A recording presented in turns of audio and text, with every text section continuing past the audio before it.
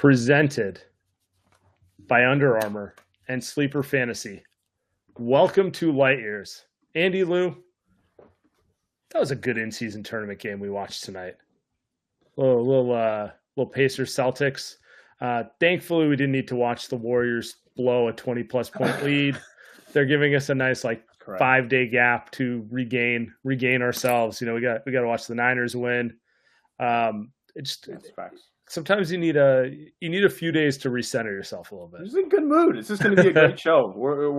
I'm not going to be whining today. I promise. We're going to do 45 an hour, and I'm not going to whine. It's going to be amazing. And we've got a great guest to kick us off, right? Let's go. Yeah. My guy from SDPN in Toronto, Esfandiar Barahani. How are you doing, my man? I'm good, man. I'm good. Appreciate y'all having me on. I will call cap on not complaining, though, Andy. I feel like there's going to be one or two complaints. I already got the itch. I'm going to be honest. I already got the itch. I'm watching Halliburton play, and I already got the itch. But yeah, we'll start with other stuff first. Yeah, that game was crazy, man. That game was crazy. So, if you don't know, S covers the Toronto Raptors, and he threw out a curious tweet which aligns with the current state of the Golden State Warriors. So I thought, what better topic than to kick off trade season here? S tweeted out last week, let's call it Wednesday or Thursday. I don't know, I'm bad at math right now.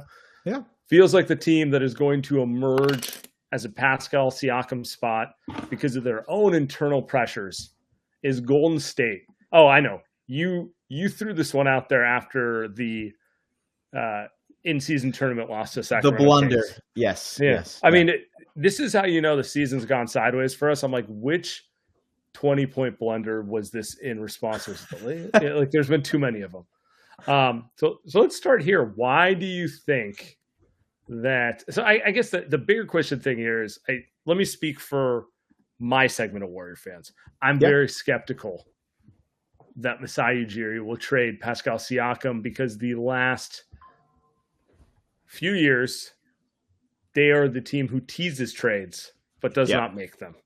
Yeah.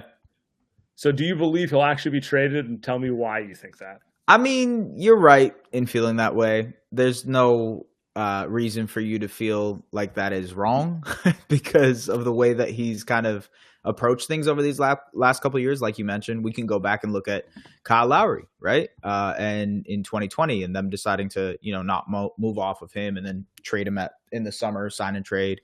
Then you go to Fred VanVleet, obviously last year. And now they're in a similar situation with Pascal Siakam and OG Anunoby and Gary Trent Jr. And ultimately, this is the exact same position they were in last year because there were conversations of, will they trade Pascal? Will they trade OG? Will they trade Gary? They decided to trade neither or any of them. So, I think you're very valid in feeling that way. But at the same time, it feels like they've kicked this can down the road about as far as it can go. And you can maybe rationalize to yourself, okay, well, Fred VanVleet isn't worth $44 million. Letting him walk is fine, right? You can rationalize to yourself that Kyle Lowry, maybe he didn't want to go to Philadelphia. You send him to a place that he wanted to in Miami. Okay, that's fine. But with Pascal, with OG, you're in a situation where these guys are extremely valuable, depending on their cases, obviously expiring contracts, all that stuff, to other teams. And you could probably help yourself move in a different direction. So you can't really miss up this opportunity to try and move them, What are the chances for each of them that they're going to re-sign with the Raptors? Re-sign with the Raptors. I would say OG's likelihood is very high. I think, to be honest with you, I think they're kind of linked. I don't think they can re-sign both. I would be very skeptical of them re-signing both. I think it's an either-or situation. And because of OG's age, because of the reported hey, he wants a larger role and all that stuff, and the Raptors kind of moving towards, I wouldn't say a reset, but just a shift with Scottie, there's going to be more opportunity for him here. So I would say OG is more likely to be re-signed than Pascal as of today, at least. Makes sense. I mean, that makes sense. He's the younger. I don't think he can be better in a bigger role. But fair. you're not going to. Who's going to tell him that? Because he's never had that bigger role, right? So, exactly. But he also he kind of profiles better to play off ball because like Scotty's kind of who they're going to build around. Correct? I mean, that's the point. I mean, you give him more playmaking roles, probably not good, but whatever. They don't really have a choice. But right? You live with it. Yeah, exactly. Yeah. What can you do? He's the younger guy, but I mean that leaves Pascal Siakam, which always makes the most sense for the work because the Warriors. It was reported by Shams multiple times right at the trade deadline that the Warriors were looking at OG, which kind of shocked me a little bit because I was like, of all the guys, like that's. I mean, it fits the Warriors perfectly, but I was like, Toronto's going to trade him. It's kind of weird. And I guess it was also reported Masai asked for 15 first-round picks, so he was unserious as always. It was only 14. All right, so I guess I mean, that leaves this guy, right? Sam pulls up Siakam. That leaves this guy as the trade target there. I think it's fair that OG is the guy they, I guess, gets involved in these the most often, just because like the equilibrium, plug and play, right? But also the equilibrium of like guy on a good contract right now. At least last year, it was like you get 1.5 years of him on a good contract, and then you have to pay him. And he's like relatively young compared to the other guys, and Pascal, who's nearly 30. You know what I mean? So I think there's a reason he keeps getting mentioned in these trades because of the value. But they're going to want a lot for him. So it's just also OG. So he's a better shooter. Yeah. Defensively, he's probably been more productive, but I call it a wash. They're both very gifted defensively if they want to play. It's easier to plug him down to superstar. Pascal, ball in his hands. Like how many teams are looking for a guy who they have to kind of slot in the ball handling and kind of self-creation. That's why it would be perfect for the Warriors, because I think the biggest complaint about the Warriors right now is twofold. One, size. He addresses that. Two, shot creation outside of Steph Curry. He addresses that. So it's an easy fit. I guess I want to take this in a little bit of a different direction on this one, which is what on the Warriors would actually interest the Toronto Raptors, because we can sit here and say like, oh, wow, we really want Siakam. Oh, we really want Giannis, whatever. It takes two. Do the Warriors actually have stuff that would interest the Raptors in the direction they're going? Are they actually looking to shift in a different direction? Like these are, I don't know. It's the question you actually have to address. I mean, that's a fair question, because I think if there was some sort of big Warriors that were interested, I'd probably say the Warriors get outbid, because there's just other stuff out there. And like, there's like better younger guys out there that might be involved in this. Maybe not. Who knows? I'm just kind of guessing here. But if it is like slim pickings and the Warriors are involved in this, I know for a fact that the Raptors love Jonathan Kuminga. They have loved him since the draft. They have always been fans of his game. That would probably be a main piece of what they would want back. Salary-wise, you guys would have to inform me on what that would be, because there's multiple different people that you can mention as the salary proponent of this, and that depends on y'all, right? Because I don't want to open a can of worms and it's like, give me Clay. So there's three options. I know. There's Chris Paul, there's Andrew Wiggins, there's Klay Thompson, and all three kind of send you into three different directions. So actually, my question is to you, because Sam and I are going to debate this forever. But my question to you is, what would Masai care? What will Masai want? Does he want someone that he can just because here's how Chris Paul is just salary relief. Exactly. So does he want Chris Paul because he's just going to play half a season, just going to be gone? Does he want Klay Thompson, who maybe he can re-sign at a smaller? Maybe he wants a vet guy like that who spaces the floor for OG, because for OG and Scotty. Or does he want Andrew Wiggins, who's a little younger, still in his prime, right? As Bill Simmons says, he's Canadian, that type of thing. So I'm curious what you think Masai would want of those three guys. Yeah, I'm hoping it's Chris Paul, but I doubt it is. It's a good question. I would be surprised if it's Chris Paul, especially because, and I know how wild it is to say this, but they do have Dennis Schroeder sort of occupying the I'm going to be the leader type role. And I'm not saying you just dismiss Chris Paul for that. But at the same time, like, they already have the guy who is the asshole on the team that like tries to lead them. You know what I mean? They have that role filled. I would be surprised if they go out and get Chris Paul. Although him and Chris Paul and Darko Rajakovic all played on that OKC team, like Thunder team. So like maybe I there's totally a connection forgot there. it was Schroeder, Chris Paul, and Shea. Yeah, the whole. Yeah. So like maybe there's a connection there. I don't know, but I think if I had to pick, I would probably say they go for Clay. You guys say no to Clay, and then they would settle on Wiggins being the salary coming back, and then like it's Wiggins, Kuminga. And by the way, I think the Raptors would probably ask for more after that too. We just had a conversation about what Masai would want. You know what I mean? And how much he's going for guys. Like, of course he's going to see how much he can get out of you and then make a decision on where your line is. I would imagine it's like, hey, give me Moody, give me Pods, and like give me picks too. Well, I think it's and then pick.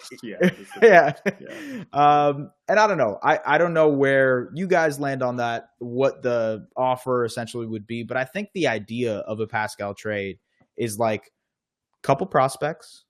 If the prospects aren't highly touted, picks involved, and then salary. And then I think that's where you go. So I think where the complication comes for the Warriors' perspective is they don't view Wiggins as salary. Like if he's in the trade, he's viewed as a actual piece. Chris Paul is salary filler at this stage. Even if he can help you, right?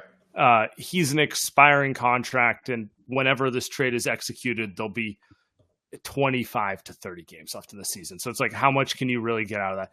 Wiggins re-signed for a reasonable extension, 24 to 25 a year, probably less than it's going to take to re-sign OG and Anunoby. I think they're similar players on aggregate. OG's a little more consistent. Wiggins' highs are a little higher.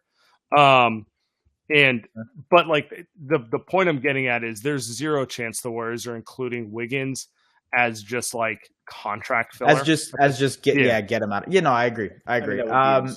And like they shouldn't, even if he's been playing poorly, he's displayed that he's capable of being a winning player. So and he's been better as of late, right? Like, correct me if I'm wrong, but he's been better as of late compared to his played a good game season. And then jammed his finger in the car door in the Kia.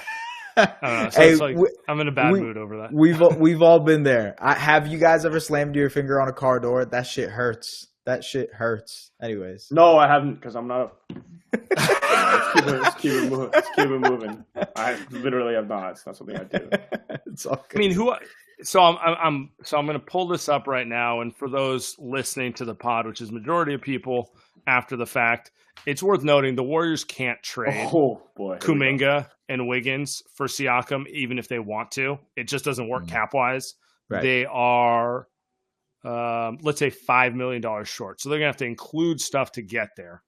So to your point, they could throw Moses Moody in, but that's pretty rich to throw three of your, four best wings on your team. So you start looking at kind of wider scenarios to this sort of deal. And I guess my question is anyone off the table other than Scotty Barnes for Toronto? Because I feel like if a trade with the Warriors and Raptors happened and it didn't center around Chris Paul's expiring plus stuff, it's going to be one of those things where it's like a lot of things compiled together, moving in different directions. And we're all like looking at it the next day is like, I'm not sure. Did they get better? Maybe not. I'm not sure. That's a good question. Honestly, I think everybody outside of Scotty and maybe Grady is available. And again, we had that conversation with OG about like how unlikely that is, but I think at the right price, they would consider it. Everybody else, I would imagine, is probably available. So, and the Raptors do have the salary necessary to trade back to you guys too. You just added Thad Young. There's also Otto Porter Jr. You guys want Otto back? You can go ahead and get Otto Porter Jr. back. Otto would be adored if he came back. He's the epitome of 1 year. Could not have performed better in his role and then left on a high note, So can't be mad about that. The man helped you win a title. You didn't resign him, and then you've been chasing a player to replace his role ever since. Exact type of player. I mean, they did that with GP2, literally, so you could run that again after back-to-back trade deadlines. Just get guys that you probably should have never let get away in the first place. I'm curious with Toronto here as Sam pulls up the trade machine. What else? What is the path for Toronto here? Because is it contention? Is it just kind of play the middle forever? Is it that's the move, right? Because some of that is gonna tell us what is going to happen in the trade deadline. It doesn't feel like Toronto wants to do anything but win 42 games a season. That's what it feels like to me. I think that answer is probably part thinking of where the ownership group is at. Maple Leaf Sports and Entertainment, right? Rogers and Bell, they're the owners of those things. They're like the AT&T and like whatever, Verizon of us, right? That's the two telecommunication companies. They own the Raptors. They are very like, we are going to be as conservative as possible. I think they've only dipped into the tax once, and that one time was the championship year. So, yeah, they're happy with playoff gate revenue. Yeah. They are cool with being a 6-7 seed, an 8 seed, whatever it is. Like it. You know what I mean? So I think ultimately they are okay playing it from the middle, like you said. And, hey, what does that mean for this team? I think, given the fact that they don't have their pick this year, it's top 6 protected to San Antonio. They probably aren't going to move Pascal anytime soon. They're going to wait till the buzzer in order to move a guy like that because they want to stay afloat and hope that, until the deadline, they're maybe at or around 500, and then they can potentially move a Pascal and hope that the pieces they get in return keeps them at a certain level where that pick, where that pick as much as Joe Lacob sometimes gets some some slander, I can't imagine rooting for that, and it's tough, man. I agree. I like Scotty, but you and I know that Scotty's not a superstar. Like he's not in year 3. This team. What's that? Yeah, not right now. Yeah, definitely not right now. Not in year 3. I like him because he's my type of player. He can pass, he's smart, he can defend a little bit. Hopefully in the future, can't really shoot, right? So, but he's not carrying this team anywhere in the future, right? You guys are gonna need another star, and like maybe is that bottoming out or is that moving someone? I don't know. It kind of annoys me to hear that they're just okay with being a first round team. I don't know. It just annoys me. I think they've always. I don't know. It's just they don't necessarily have an incentive to suck right now because of the picks, because of the whole situation of like ownership. Yeah, they don't get their pick if they bottom out this year. So what's the point? Yeah, exactly. And beyond that, I think it's just this look at like, okay, you bottom out. You have the potential to be the Detroit Pistons. And we're seeing how that's happening right now, right? You bottom out, you have the potential. It could take a long time. The Orlando Magic have been looking for a really, really long time to get that like good core. They finally have that. I don't know. I'm just saying it takes a while for these rebuilds. So I can understand their apprehension to doing that. But to your point, like the only way to get another star alongside Scotty is through the draft for this team or through trade. And they're not going to be able to sign free agents. That's a whole nother story for a whole nother day. But like, it's either draft these guys or you're trading for them. You guys are getting Ohtani, I heard. This is the real free agency decision we should talk about, actually. That just came out of nowhere that the Toronto Blue Jays got in there. Your GM isn't even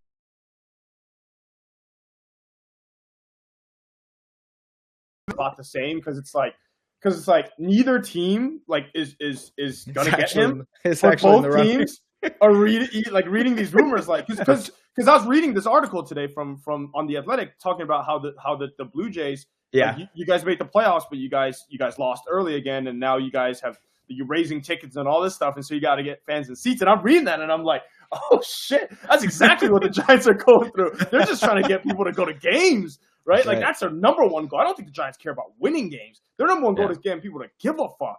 And now I think Toronto's a way better team. You guys have good players, stuff like that. But I think that's like the interesting part of a lot of these teams. And I guess maybe back to the Raptors. No, let's talk about Shohei, man. Listen. Look at you. We might as well. Look how happy you are. Let me pull up some Photoshops. That's what we need to be talking right now. Does he look better in a Blue Jays uniform or a Giants? I'm not gonna lie. He does. I'm not gonna lie. Listen, I'd be lying to you if I said I was a big baseball guy, other than like whenever they're in the playoffs. But damn, would I be a big baseball guy if they got Shohei Ohtani? Yeah, that's like you getting Michael Jordan at that point. That would be absolutely wild.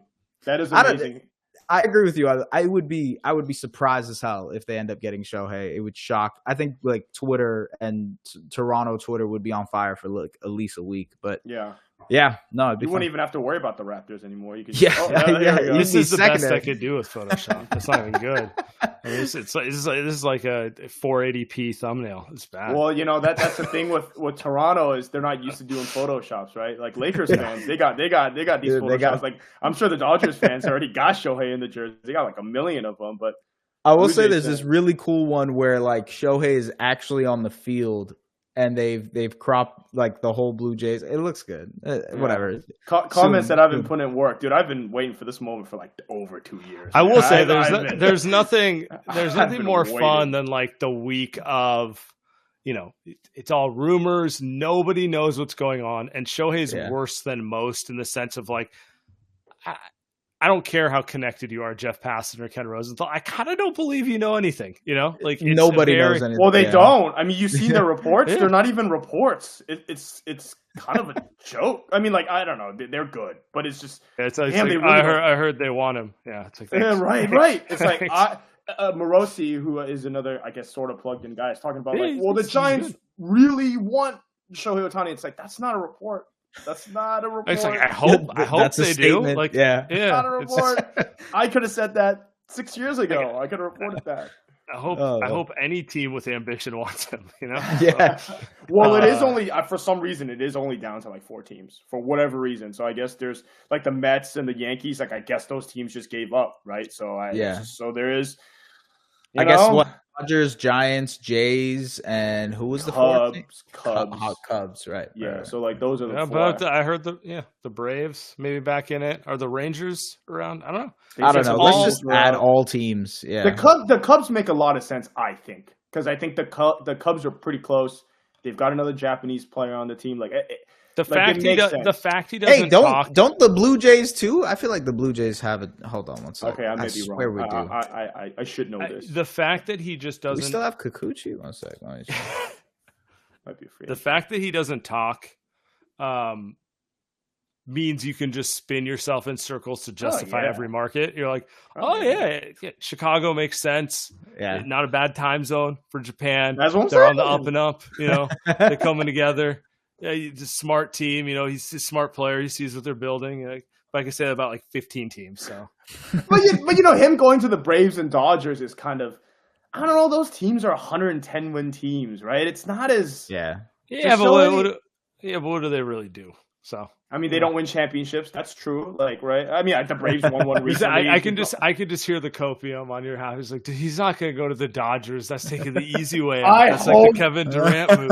I'm okay with him going to the Cubs, but yeah, him going to the Dodgers because he's signing a 10, 12-year contract. And dude, if you got to tell me he's gonna grind too much. Listen, decade in LA, bro, I will. Juan Soto. Yeah. Juan Soto and Shohei coming to Toronto, man. I believe it. I only want one. I don't even give one. Fuck it, let's get both. Andy's being modest right now. I was like, I don't care, man. The standards are so low for us over here. The Giants have Andy's so trying much to money. Clear Conforto level. Dude, Could be better. Listen, they paid over $300 million last year for Carlos Correa. Over $300 million. And then got buyer's remorse. But like the ownership, they signed off on over and Carlos Correa is not a superstar, right? I was excited because I was like, whatever, we get someone. Damn, Shohei might get a bag. Oh my god, how much do you think he's going to sign for? No, I'm just saying, like, what? How much do you think he's going to sign for? What's the a desperate team like the Giants? Do you think he gets an offer from the Giants? Well Do over. you think he'll sign with the Dodgers? Like, let's say he's like, okay, I'm going to the Dodgers. Do you think he gets let's say final offers? Giants, he gets a $648, and the Dodgers give him like a $550. You think? And the Dodgers go like $5. Have you considered the fact that the Giants leak is them trying to get the Dodgers to up the offer? I mean, I hope that's not the Giants. Like that was heartbreaking. Sad, right? It's kind of sad. Like I don't. Yeah. It's just sad. Like your only move at that point is to like, oh, I'm gonna make the Dodgers spend more money. Like I don't know, man. That's really sad. That's really sad. Not only are the Dodgers 20 times better than you, your only hope is you're losing out on the greatest free agent ever, and you're just like, all right, we're gonna make him pay $50 million more. I'm cooked. I'm a cook. I'm saying we might as well let's put bets on the number. I'm saying 625. Whew. I have no.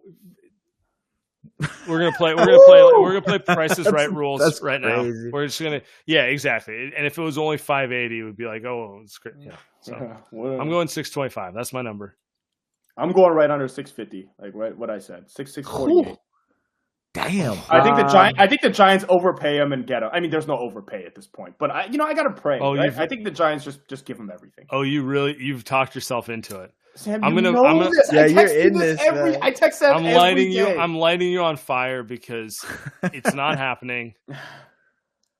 Listen. If I was in your position, I am in your position. I need the Jays to sign this guy. Get back into. Yeah, I hear you. It's all I've got. And people are asking me people text me well, that's not going to happen. It never happens. I'm like, yeah, well. Sometimes it might. One time, whatever. Let me dream, and then I'll be depressed and angry again. Then I'll watch, the Warriors go up by 25 again, and I'd really love to see them not blow a 20-point lead. That'd be great. They'll go up by 20 against the Blazers because the Blazers aren't good. Well, they'll hold that one, then they'll whatever. That's a different. Hey, I will say on the baseball aside, Pascal would be such an ideal fit for this team. That's like beyond the whole everything else that we just talked about, if it's possible or not. Like where he wants to go is probably a place where he wants to win. And I think there might not be a better spot for him to do that than Golden State. So yeah, that was going to be my question for you. So if the Warriors are serious about bidding for him, and we're talking about trade deadline, and let's be honest, he's on a half-year contract that does limit the options of teams who are willing to, give up prospects for him. Mm-hmm. Who should we be concerned about? I think the teams that have already been mentioned. Like we just saw Indiana win a game against the Celtics. Maybe that they already had interest, and maybe that interest is more now, given the fact that they're like, hey, maybe we're closer than we think we are. Atlanta is obviously going to be in conversation with him. They were like the hottest team to try and go and get him. Right. Obviously I could see Golden State. For some reason, maybe Philadelphia. Like I personally can envision that because of the Nick Nurse Siakam whole, I guess, relationship, if you will. I can't see that, but I could see a reason why people could rationalize that for him. Like that. Yeah, Maury doesn't care what his coach thinks. If he thinks he's getting talent, he's going to do it. Yeah, that's probably true. Maxey and Siakam and Embiid. I mean, that's Embiid's really good. Kind of a fraud, but that's a great.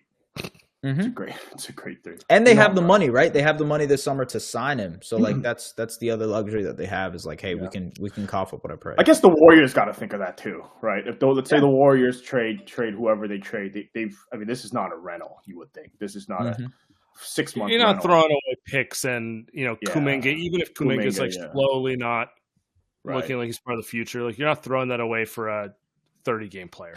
I think that's probably the hesitancy a lot of teams have when it comes to Pascal. And it's like, hey, are you willing to resign? And are we willing to resign you for whatever price it is? I think it's going to come down to that. I mean, this summer there was no agreement when it comes to that. So how is that going to look now? I do think that's what it comes down to. It's like the price I'm willing to pay if I know there's a 4-year extension is significantly different than the price I'm willing to pay if this is a 30-game rental and we'll see, that sort of thing. So exactly. That's kind of, if it's a 30-game rental and we'll see, that's like maybe you give Kuminga or one pick. That's it. If I know I'm retaining him, I might throw in more, so. Yeah, absolutely. And to your point, I think Golden State is a place where he would be like, yeah, I'm down. I'll stay. Makes sense. So, yeah, that makes sense. I don't know. We'll see. Yes, appreciate you. Of course, man. Of course. Appreciate you guys. Have a great evening, sir. Good luck. We'll touch base when we know where Shohei is. Not really good luck. Good luck. Man, if Shohei is on the Blue Jays, I'm coming back on this pod. Yeah. I'm not going to be on the pod, but you can come. I won't be here for a month. And Andy will be okay with him on the Blue Jays. Yeah, that's true. That's true. That's getting him to the other league. literally another country, easier to deal with. I would root for Toronto. Like, I wouldn't. Appreciate you. Thank you. All right, yeah. Appreciate All right, Have guys. a great evening, my man. Take care. Good stuff. Later, guys. Good stuff. Oh, speaking of good stuff, my friend, do you know what happened tonight? Wow. What happened? I hit on my sleeper picks. I bet the first in-season tournament game. Sleeper being the best app you guys should ever use, throws out a hotline every now and then. So I got Tyrese Halliburton for over under 1.5. Obviously, the over was the move there. Basically, free money. They're like, we're just going to give you one to bet up your parlay. And then it was, is Tatum going to clear 40.5 points and rebounds and assists? And is Buddy Hield going to hit 3.5 threes? And I sweated it out a little bit, but it hit. It hit for sure. Tatum with the quintessential big line and a loss. If you watch the game, you'd be like, yeah, I don't know if Tatum played that well, but that doesn't matter. I got my numbers. But what really mattered was Buddy Hield hitting that late three. Got that 6.79% payout. $20 turning into $135. Sleeper fantasy. Well done. Well done. And for all Light Years listeners, you should, if you haven't already, use the promo code Light Years, and you'll get a $100 match on your first deposit. Terms and conditions apply. See Sleeper's terms of use for details. Currently operational in over 25 states. Check out Sleeper today. Well done. Wow. Oh, yeah. That was good. That's good. You know what, man? It's fun. Like, I was into the in-season tournament, but it's fun to play a couple props when your team's not playing.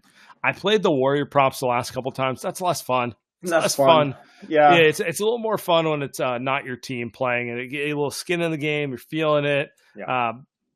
It's a good time. National TV game is good too, right? Maybe sometimes it's not a great matchup, even if it's like an 18-point game. You're still in there. You've got some skin in there. You know, you need that extra 3 to go in. So I love it. Check out Sleeper.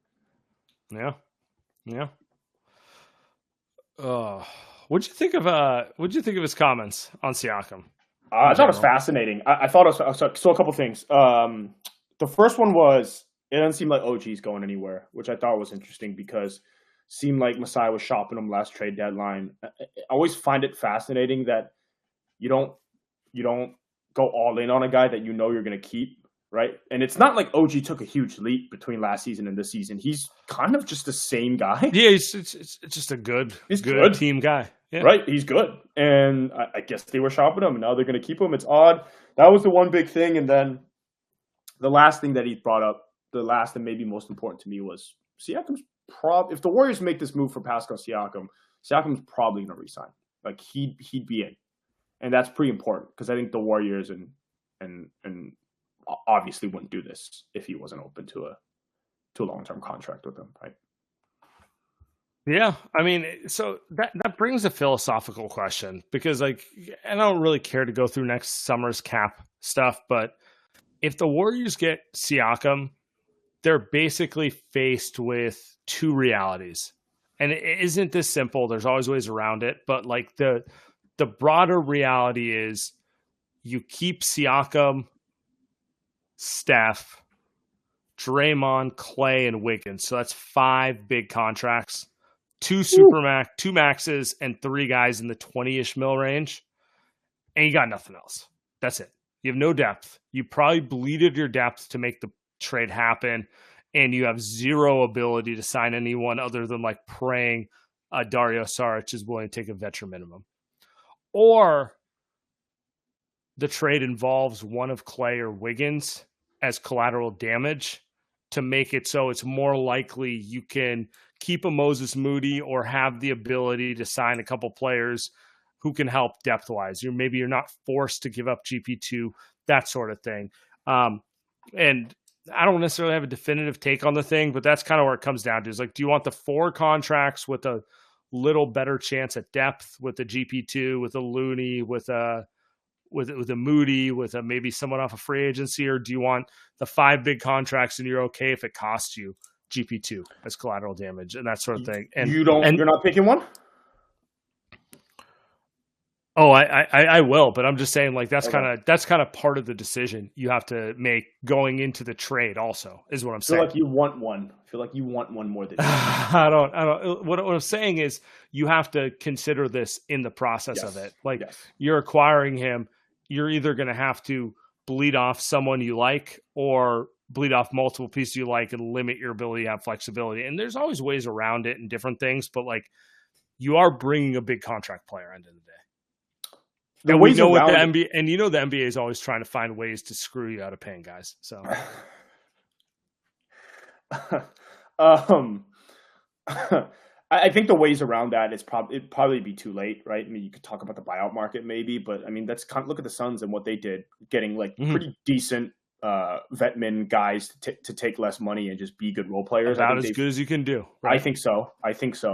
If I were the Warriors, I would probably go the latter. I'd probably go with all big contracts and just kind of strip the team bare and just go with what you have. Because my thinking, Sam, is that, okay, think about what you lose if you don't have Clay, right? So if you don't have Clay, all of a sudden you've got a team where you've just got one shooter. Literally, you've just got a team with one shooter.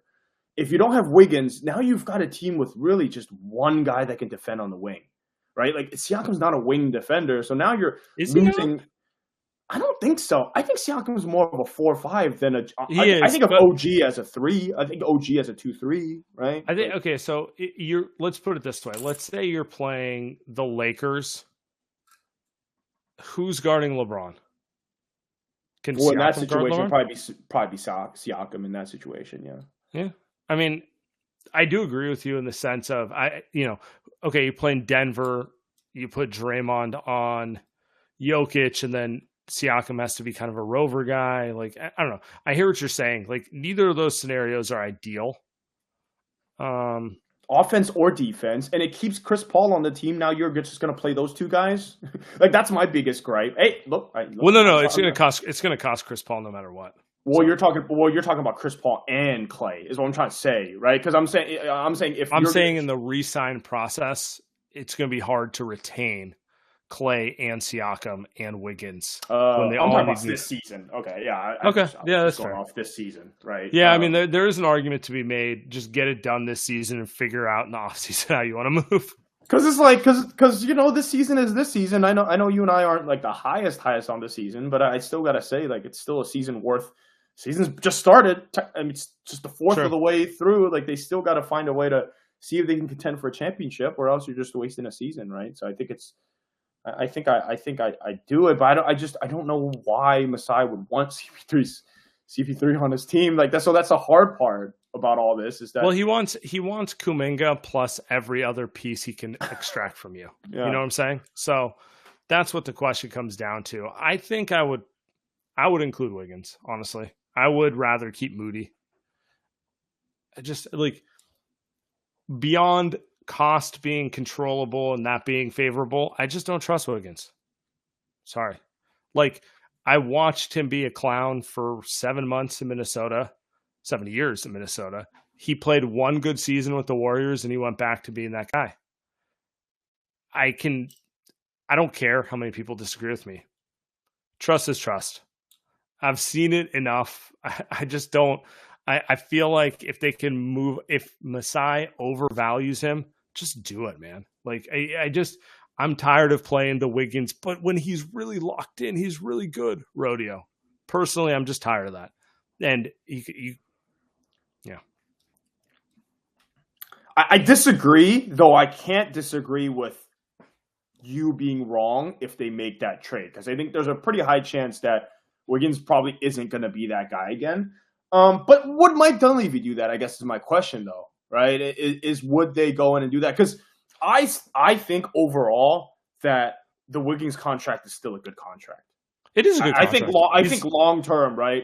Because there's a shot that I don't know what you're going to pay Clay, but that was a bad contract now, and if it's a bad contract moving forward, I think. Or what's Moses Moody? What does it cost to re-sign Moses Moody? It might be 80 cents on the dollar of what you pay Wiggins. Do you think he gets Vassell's contract? Just let's do this exercise really quick. Like, does he get Vassell's contract maybe a little bit less than Vassell's contract. He gets less today because he hasn't proven as much, but Devin Vassell makes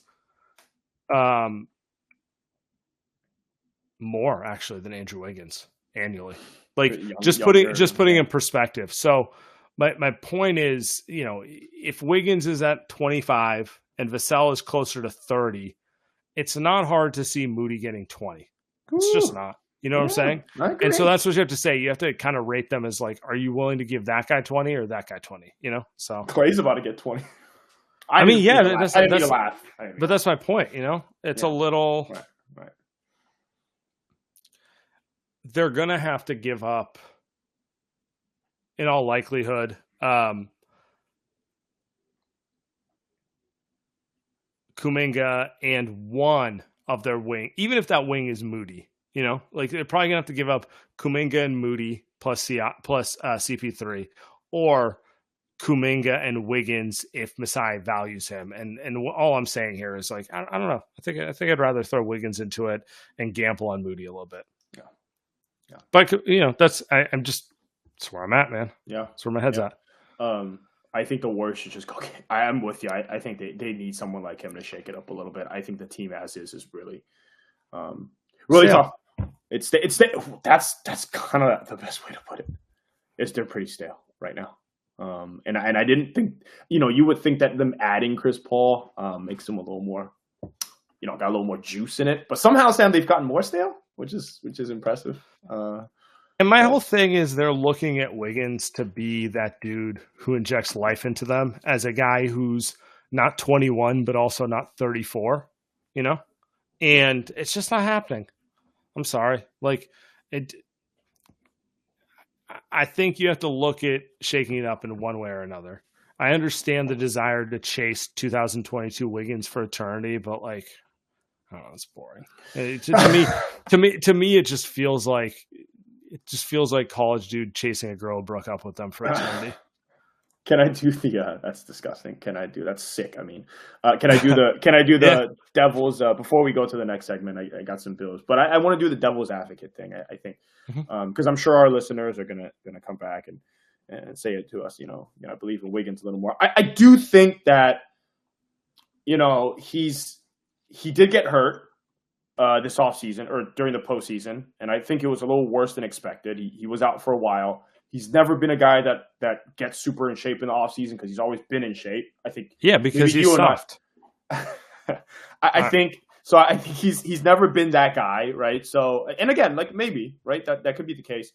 But I do think there's a decent shot that he gets back to the level that he was before injury, because that guy may not be the NBA Finals Andrew Wiggins, but that guy, 85% of that guy, I think is still way better than so many wings in the league. And I think I'd probably hold on to him and see what I can get just with Chris Paul and Kuminga and picks. Maybe that's not Siakam and someone else, but I think I'd believe in that more. But again, if he's just going to be gone for half the season, just random ailments here and there, is he going to play on Wednesday? When he does play, is he just terrible? I can't argue against you. I do trust him to, and I guess they have no choice, right? They're going to have to trust him for another 1, 2, 2.5 months before the trade deadline. I think I'd just rather hold on to Moses Moody and picks, honestly. I trust Moody. I do. The dude will kill himself on the court. I don't know.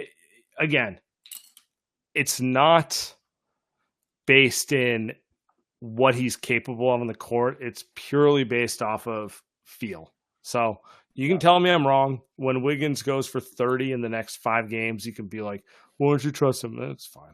I'm not going to be the Wiggins stan, but I think I do believe there's something there. All right. Before we get to the final segment here, Light Years Podcast is brought to you by Under Armour, Curry brand. Steph Curry makes you believe you can do anything, and the Curry 11s are specifically designed with ultimate bounce, grip, and stability to allow everyone to do their thing. New generations of ball players are coming up and showing the basketball world that the old rules do not apply. The future is exciting, fast, positive, and hungry. We're seeing it every game. We're seeing it in the in-season tournament with guys like Halliburton and Steph's boy, De'Aaron Fox. So this NBA season, rock with your favorite player. Rep his shoes on and off the court. Steph's 11th signature shoe steps into the second decade of his sneaker career, pulling colorway inspiration from the wonders of a positive and modernized future on and off the court. Take these kicks with you when you leave scrimmage and rep UA wherever you go. The Curry 11s are also perfect for both committed and casual ballers. The UA Warp Tech makes a shoe feel like it was designed for your feet, locked in no matter what you do on the court. Stop in your tracks with dual density UA flow, cushioning, and traction, and emergency brake. You don't even know this, so do your thing. Change the game. The Curry 11 Future Curries is available now at currybrand.com. All right, now for one of my favorites. This Light Years podcast is brought to you by Factor. This holiday season, we've got about 4 weeks to go. You might be looking for nutritious, flavorful meals to fuel you on jam-packed days. Factor, America's #1 ready-to-eat meal service, can help you eat well for breakfast, lunch, and dinner with chef-prepared, dietitian-approved, ready-to-eat meals delivered straight to your door. You'll save time and stay on track with your healthy lifestyle while tackling all your holiday to-dos. Factor isn't just for dinner. That's what everyone thinks. You can count on extra convenience any time of day with an assortment of 55-plus add-ons to suit various preferences and tastes. Choose from quick breakfast items, lunch to go, grab-and-go snacks, and ready-to-drink cold-pressed juices, shakes, and smoothies. Head to factormeals.com/lightyears50 and use code lightyears50 to get 50% off. That's lightyears code 50 at factormeals.com/lightyears50 to get 50% off. Factor is legit, by the way. It's a very, very much a lifesaver for me. Let's end on this. I want to ask you a quick question, my friend. Yes, sir. As I can't find the question. You're going to pull something up. Can't wait. I'm always pulling something up. Can't wait. Always got. Okay, so I got a question for you. I was debating this with a friend, and I threw a poll on Twitter, and I was a little surprised how one-sided the poll was. But the question is, what's worse for a coaching staff? Consistently coming out flat and getting back into it only to lose, so that the classic fake comeback, or consistently getting up big and blowing it at the end, otherwise known as the 23-24 Warriors? It's a fantastic fucking question. I mean, both of them suck, just to be clear. Neither of them are advisable scenarios or ones we want. But it was just, you know how you get into an argument with your friends and you're like, ooh, it's a fun question. I have the answer. I think we're going to agree. I have my answer. I don't have the answer. I have my answer. I think it's the flat start. And I think it's the flat start for the Warriors because we've seen this happen for 3 of the last 4 years. And I think when that consistently happens, it's a very clear sign of a coaching staff that's, you can argue, wasn't locked in and didn't know what they were doing. And we can say that about that season without Clay, right? Then you can say last season, completely zero chemistry. Now you can blame that on the coaching staff, or you can blame that on Draymond. Some of that's both. This season, I think it's pretty clear. 23. I think correct. You're right. But I think this season, I think it's pretty clear that, again, Steve Kerr has went all the way. And I was thinking about this driving to the gym today. He has gone so far into trusting his veteran guys that it is blowing up right now for him. It is blowing up, and I think for a coach like him that has coached these superstar players himself through the worst times and through the best times, I think he's going to give them the benefit of the doubt. But I think it's hurting him because he's trying to prove to these young players, because you know how he's a stubborn coach and he's going to pull guys. You remember when Steph used to take bad shots and Steve would lose his mind? Steve is doing that now with guys like Kuminga and Moody, right? And Steph Curry and Clay and Draymond are still making bad plays, but Steve Kerr turning a blind eye, that didn't used to matter, but now it does because those guys aren't as good anymore, right? And instead, he's not giving any leeway to the younger guys. And so that's just one part of it. I think it's the flat start every single game that's hurting this team and its coaching staff. I feel like you agree, but I can't wait to hear what you say. I'm going to say giving up the big lead, honestly. Wow. I mean, to me, this question's more about what was more annoying, last year or this year. And the ultimate answer is yes. They both are annoying. coming out flat and getting back into the game, I don't know. It's maybe it's one of those grass is greener on the other side situations. It's been very frustrating for me to watch a team get up 20. You have to be good to get up 20 and then give away the game because you can't manage it down the stretch the entire way. I've found that pretty frustrating to watch. I think that's a little more frustrating than getting out to a lazy start and then chasing a game. But honestly, it's two sides of the same coin. You know, like this is, I don't know. I'm not surprised. The poll says 73% giving up the huge lead after you're up. I'm not surprised. That's what we're dealing with this year. So maybe recency bias. Maybe that's part of 100%. It. Right? We're just seeing a lot of it. But Sam, when I'm watching the Warriors run the same offense every single game, and I see them score 6 points with 6 turnovers in the first 6 minutes of the game. What are we doing here, Steve? Honestly, what are we doing here, Steph? I mean, we've sat here and we've said this many times.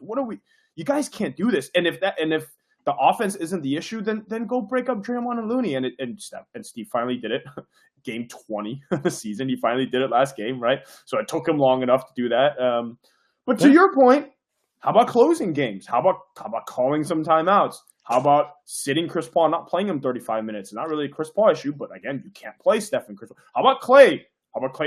Steve admitted maybe Clay shouldn't sit. Maybe Clay should sit. Sorry, right? So stuff like that. Yeah, how about playing your bigger wings when they're picking on your 6'3" guards repeatedly? Exactly. Like you can just keep going. Exactly. I mean, yeah, right. And maybe all this points to it's just not that good a roster. Maybe that's the end point. Maybe that is the end point of this entire thing. I don't know. But you brought it up where there are coaching staffs in and around the league, and I'm going to leave Spo out of it because Spo is Spo, that I think looks to maximize the roster. I don't think the Warriors are maximizing the roster every game. I think they're almost doing like a set and forget, right? It's like a fantasy lineup, right? You know how you play fantasy basketball, you could do a weekly, it's just set and forget, or like fantasy football. Maybe. I do know the fantasy set and forget. I get roasted in the group chat for that on the regular. Picking the wrong ones because I'm not. I need to start doing that. I hate fantasy basketball. Anyway, I hate all fantasy sports. I don't know why I do it, but I love my friends. It's like that, right? They set and forget. It's not a set and forget roster anymore. It's You're gonna have to manufacture. You gotta be on the wire. You gotta see that that someone's sitting, and you gotta pick up TJ McConnell to get those extra assists. You said this many times, right? It's just Chase Jackson Davis is a small example. Maybe he shouldn't be starting. Maybe he doesn't need to play 30 minutes, but he certainly shouldn't be sitting on the bench every single game. He certainly shouldn't be. And whatever. We've talked about this a million times. But yeah. It's the same show. Same show every week. Okay. Let's get out of here on that. Appreciate everyone who tuned in. Love y'all. We'll be back Wednesday night. Same time.